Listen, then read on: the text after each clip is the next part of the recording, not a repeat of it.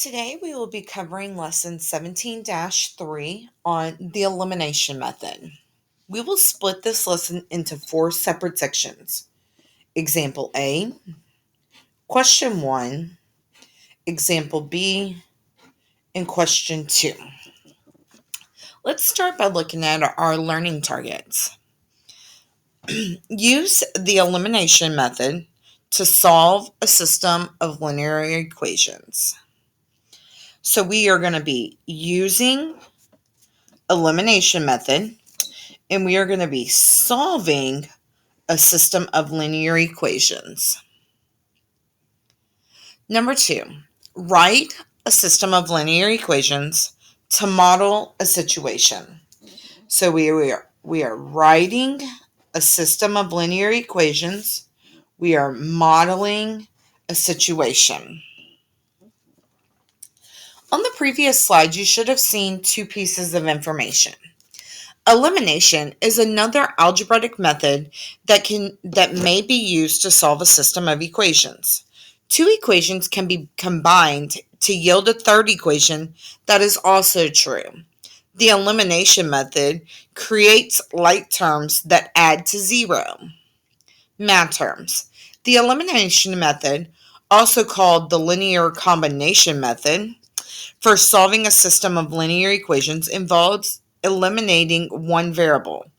To eliminate one variable, multiply each equation in the system by an appropriate number so that the terms for one of the variables will combine to 0 when the equations are added. Then substitute the value of the known variable to find the value of the unknown variable. The ordered pair is the solution of the system. Here, example A. Solve the system using the elimination method. It says, step 1, solve the system of equations by elimination. Decide to eliminate the y variable. So the original system, we're going to multiply the first equation by 4 and multiply the second equation by 5 and add the 2 equations to eliminate the y. So here we had the original. Here we multiplied by 4 and 5. So we had 16x and 15x. That equaled 31x. Negative 20 and positive 20 equals 0.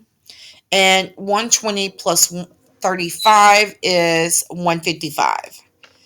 When you divide by 31, they solved for x and got x equal to 5. Step 2 says, find y by substituting the value of x into one of the original equations. So they did 4 times 5 minus 5y equals 30. That's 20. Subtract 20 from both sides, you get negative 5y equals 10. Divide by negative 5, you get y equal to negative 2. Step 3.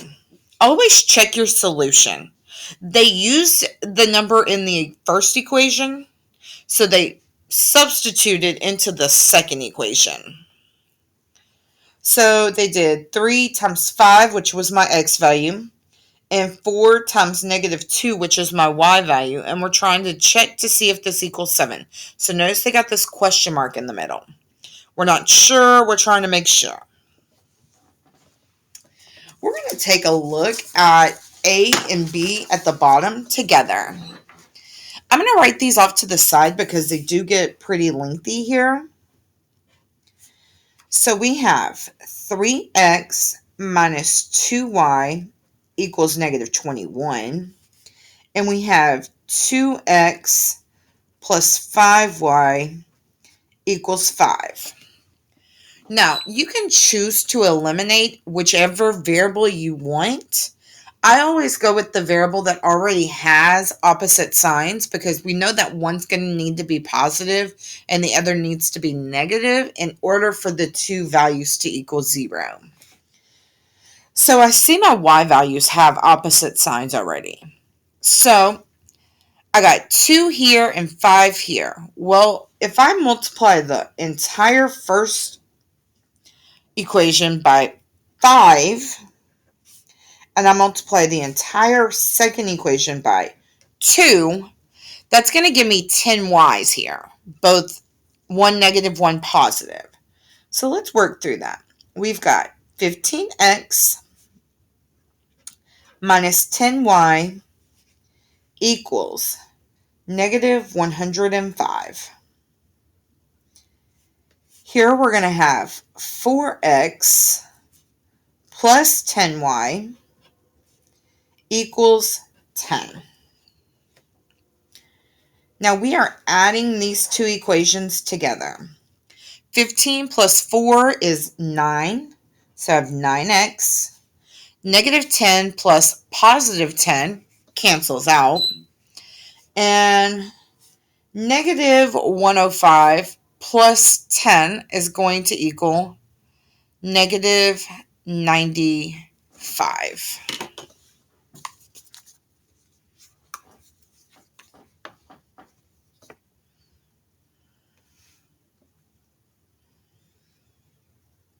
Oh, why did I do that?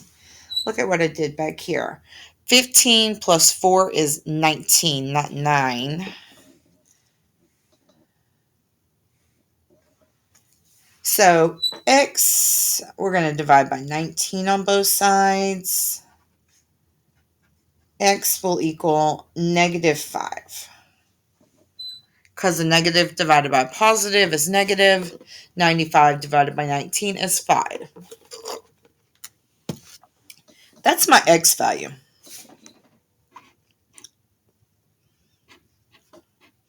Now remember, we're looking for an ordered pair, so that means I have to find a y value to correspond with this x.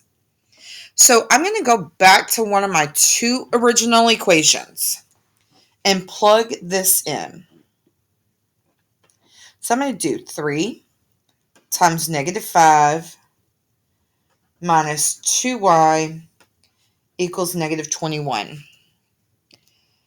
Well, that's going to be negative 15 minus 2y equals negative 21. Add 15 to both sides.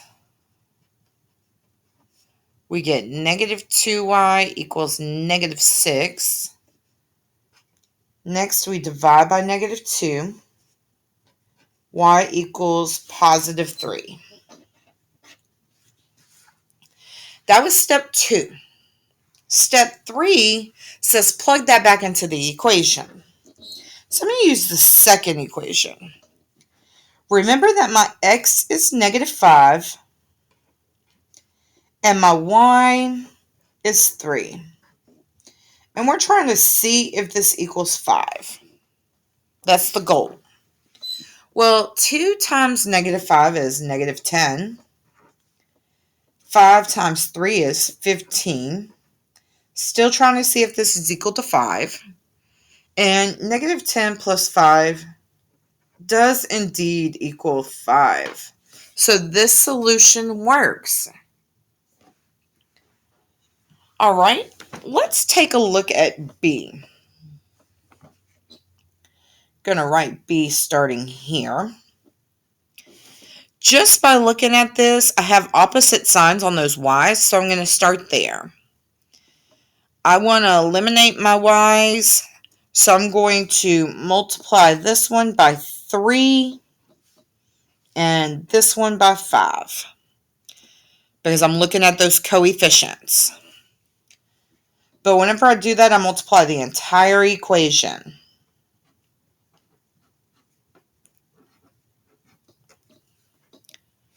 Okay, I got 20x minus 15y equals 55. Now we're going to combine those. This gives me 42x. We know those cancel out.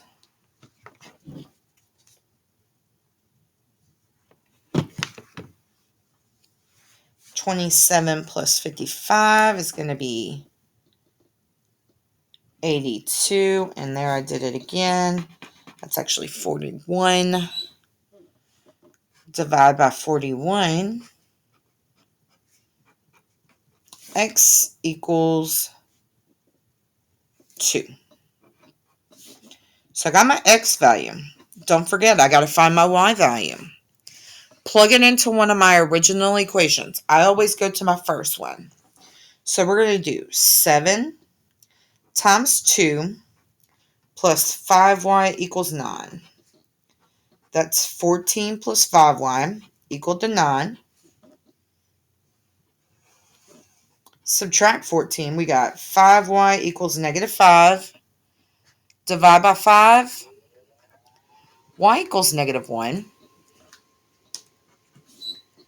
But remember, I'm not done. I need to plug this back into my equation to make sure it works. So we got 4 times 2 minus 3 times negative 1. And we're trying to see if this equals 11. Well, 4 times 2 is 8. Negative 3 times negative 1 is positive 3. And does that equal 11? Yes, it does. So that solution is the answer. On to the next set of questions.